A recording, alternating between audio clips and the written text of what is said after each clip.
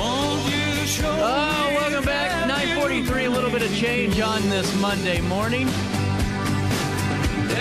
So this is really cool. I've been talking about this all day. This National Eucharistic Pilgrimage Benediction at St. Francis Convent. And there's nobody better to talk to me about this than right here on the screen. Sister Beata Ziegler? Yes, Beata Ziegler. Beata Ziegler. I almost got it. I was so nervous all morning. I almost sent Randy a message, you know. Sister, thank you so much for your time today. And number one, how's your morning off to?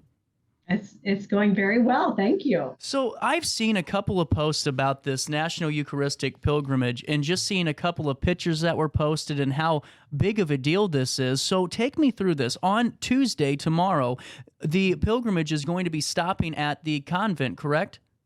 Correct.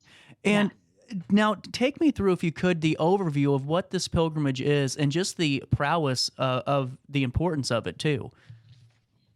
Well, this really has been a long-term project in the church to really focus on the Eucharist, and that is Jesus's presence with us in the Blessed Sacrament.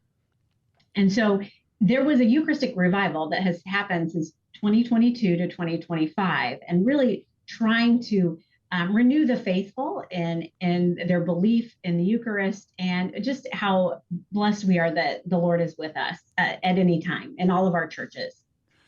So in May 17th, started the National Eucharistic procession. And it started from the corners of north, south, east, and west of the United States. And this was really to show how the entire nation is wrapped and follows the way of the cross, really, as you look at those routes as they come across. So our route is the Sarah route, and it started in San Francisco in May and has been coming across the western United States. Wow. And so arrives in Alton today. And whenever you're preparing for a day like this, because of how important it is, I mean, this is a once-in-a-lifetime opportunity for so many people, and to really just hear the story of the movement and how this is traveling across the country and just seeing some of the lives it's already touched just on social media, and that it's so important. And whenever we have the opportunity tomorrow at OSF, you guys will, is the public going to be able to view the procession at all, as it's coming into town?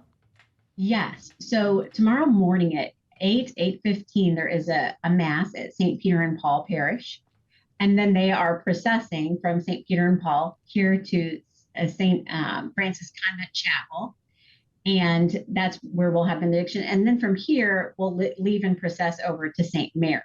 So at any point along that route, that it'd just be such a wonderful opportunity for so many families to go out and just witness this. And I was reading on here that this is during the 100th Jubilee year for the Sisters of St. Francis of the Martyr St. George, and that would be your guys' convent. Is this 100 years?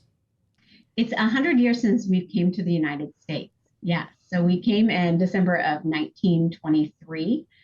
And so this whole year we have been celebrating. This is a big year for all of you. And how have you guys celebrated this, if you don't mind me asking? In December, we actually had a year of preparation. Okay. Last year, and really just focused on our roots and where we came from. In December, we had a big celebration where all the sisters, were about 108, came home here to Alton because we serve in various parts of the United States. And during that time, we looked at our first 5 sisters and what their lives were like and how it was when they came to the United States.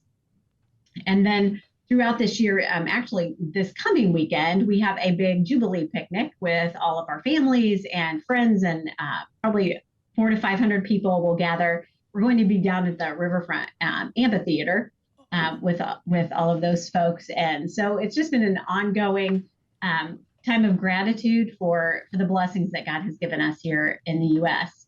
And then we, get to celebrate next year 100 years of St. Anthony's Health Center as well. It's just incredible. And, you know, we'll be out there just to grab some pictures of this, because that'll be a really great thing to catalog and make sure that it's in the newspapers, because that's a wonderful feat. And as you guys prepare for tomorrow, is there any type of, you know, maybe some meetings that you have, or any type of rituals that the sisters are a part of as they prepare for something like this? Because, you know, for me, I always am fascinated by those type of services and preparations, because of just the prowess that this brings. So mostly it's just getting everything Getting ready, everything right? ready. Couple of getting the red carpet down and making sure that we have enough seating and things like that. But there's also with Eucharistic processions, there is a tradition of flower carpets, and so they would actually set up altars along the way, and they would make carpets out of flowers. So we're not doing a flower carpet; we're actually doing colored wood chips into making a carpet, and it's just a way to beautify and kind of signify the solemnity of this event. This is just so cool. And now, take me through the ceremony inside the convent that day, if you could. What is it going to sound like? What will it look like? I'm sure it's going to be beautiful.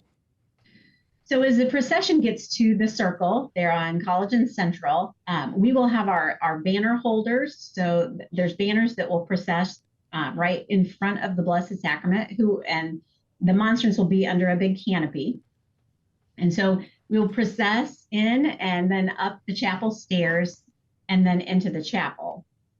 Along the way, hopefully it'll be a bunch of our children from our daycare center and our mission partners from St. Anthony's, as well as the sisters and whoever else in the community would like to come. The more the merrier. And so we will be spreading flower petals. That's another thing in front of the canopy and the Blessed Sacrament as he comes in. And then when we get into the chapel, we will have an opening song. We'll have a reading from the gospel, another meditation song, and then the benediction prayers, another closing song that our choir has prepared, and then the exit. I honestly am really kind of frustrated that I have a show to do tomorrow from 9 to 11, because this would be one that I would go to. This is such a wonderful, wonderful opportunity. And, you know, whenever I think of this, do you have any suggestions for folks if they go out to view the procession? Is there any prayers or any type of prayers that are meant for a procession that we could utilize? A lot of times, the folks in the procession do pray the rosary. Okay. So, you know, just your standard prayers. Those are easier to pray as you're walking. So you might, if you're along the way, you might actually hear them. And then sometimes just they sing songs. They might sing Eucharistic songs, Marian songs, you know, things like that. I think if you're trying to keep together with a group, sometimes those shorter prayers or litanies where you just respond, pray for us, or things like that are easier. Really cool, and thank you so much for that feedback too, because that was something with my grandma tomorrow. I know she's going to want to go out there and, oh, what are we doing? We're talking to sister. I don't know why my computer did that, but just to send her out so she'd have, you know, a little bit of some background or maybe something to pray or just kind of sit there and reflect on. And, you know, as we're talking about this and just this 100 Jubilee year for the Sisters of St. Francis of the Martyr St. George as well, take me through, if you could, how important this partnership between OSF and the Sisters of St. Francis of the Martyr St. George are. Because, you know, every time we walk into St. Anthony's, we all see you, we feel your presence, from all the services you all render, but we don't really know the importance of that. And I figured you'd be the best one to really ask that question, if you could take me through that. Well, thank you. I think the charism of our community is to make Christ's merciful love visible. And so when the sisters came to the United States, they wanted to find kind of a permanent home. And this, which was the Nazareth home, was available for purchase. And so our sisters did healthcare in Germany. And so it was a logical area for them to be able to serve God's people. And we do education, we do childcare and work for bishops and many other things. But I think because this is our provincial house here in the United States, we're actually connected to St. Anthony's Health Center.